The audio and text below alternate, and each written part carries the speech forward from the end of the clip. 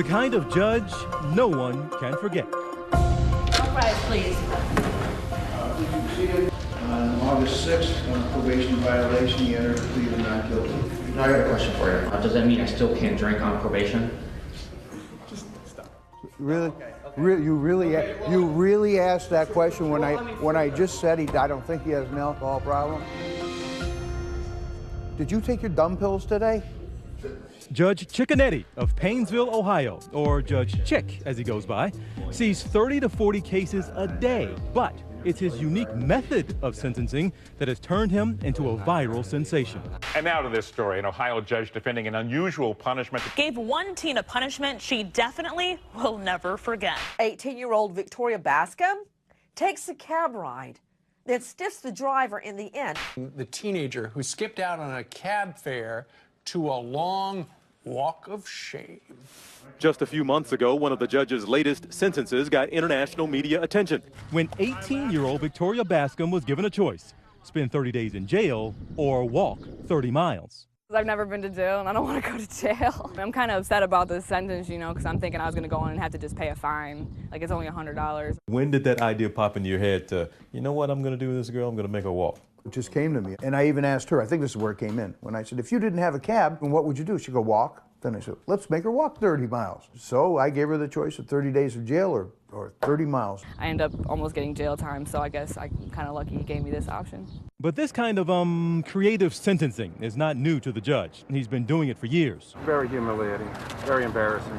After being arrested for soliciting a prostitute, this man chose public humiliation over jail time. Is this tough enough punishment that you're never, ever going to be doing something like this again? Yes, absolutely.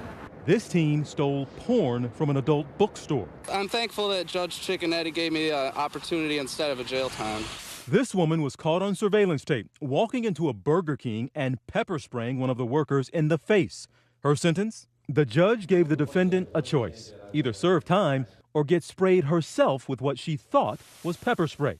And you couldn't use the real pepper spray because you can't injure somebody. Now I am bucking heads with those law professors when I use real pepper spray. Now we're getting into the cruel and unusual. Did the victim get the vengeance in that case, given that it wasn't real pepper spray? Yeah, may not be what you wanted, but it's all that I could do as the law permits. But it scared the hell out of the defendant. Yeah, but it scared the hell out of the defendant. So it served its purpose. This is your one chance. It better be good. Judge Chick may be onto something. A judge can simply follow the law, and if somebody committed a crime, here are the possible penalties. How much of that do I impose?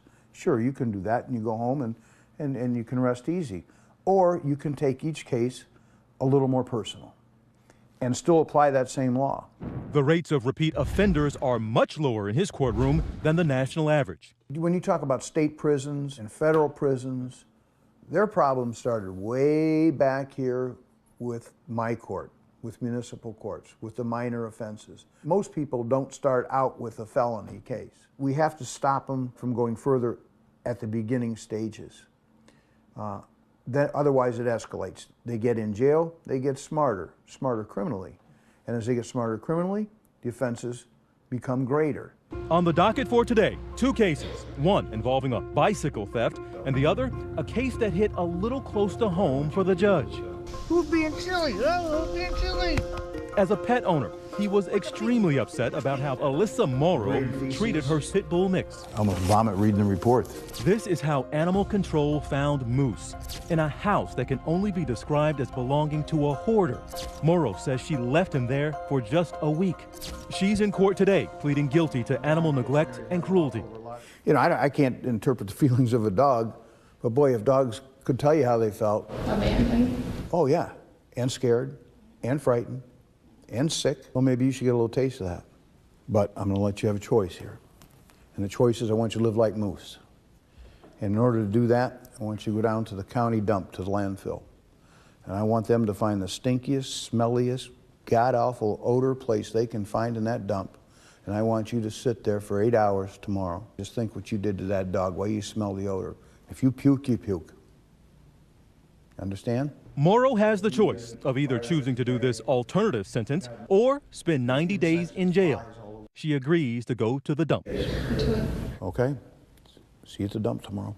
We'll get to the dump later, But first, the case of the disappearing bike. The defendant, Jordan Walsh, showed up to court with his mother.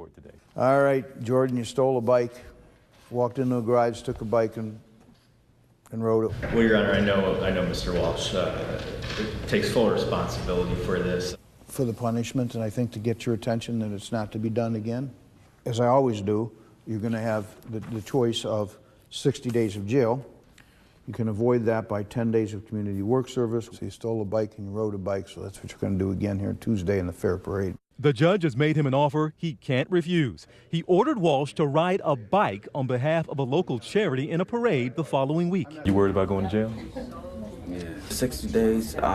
When I heard that, my heart just dropped. And the guy that got his bike stolen is surprisingly supportive. I didn't want the kid's life to be ruined because he stole a bike, but, he needs to pay for what he did. Embarrass him a little bit. It's better than him sitting in jail.